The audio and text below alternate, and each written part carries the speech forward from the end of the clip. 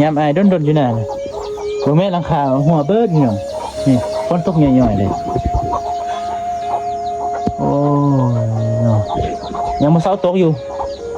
หลังคาก็หัวนี่มันนอนก็เปียกเบิดเดี๋ยวจะพาน้องสายไปเปลงมันเอาเพิ่นบัตรมาผมพาบ่ได้ซื้อตอนนั้นนี่เปียกเบิดแล้วเฮือนน่ะ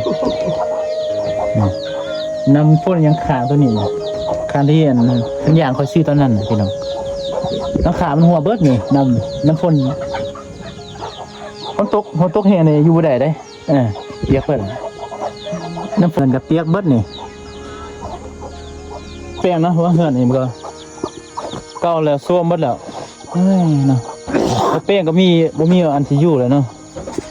ค่อยโอ้ยนี่คันบ่แป้งก็สิบ่ได้นอนนะคันบ่มีเพิ่นบ้านอันค่อยซื้อตอนนั้นถือว่าเรียบร้อยกูจะได้เฮ็ดจะได้นะมีแต่ซื้อเพิ่นบ้านมาใส่แล้วเพราะว่าเฮาสิสร้างเฮือนใหม่ก็บ่มีเงินเด้ยังบ่มีเงินยังบ่มีไม้การสิสร้างเฮือนหลังหนึ่งมันบ่แม่นของง่ายพี่น้องต้องใส่เหล็กใส่ไม้ใส่กระสังกะสีใส่งบประมาณใส่ตุ้มูเนาะภาษาเฮานี่คันเฮ็ดเฮือนหลังหนึ่งต้องคาตุ้มูตัวนึงเด้เฮ็ดเงินน่ะโอ้ยพี่น้อง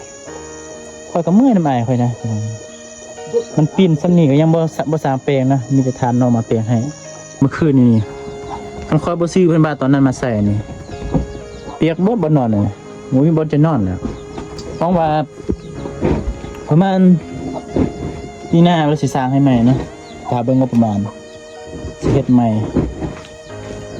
แต่ว่าการเฮ็ดเฮือนเฮ็ดศาลนี่ก็บ่แม่นเรื่องง่ายพี่น้อย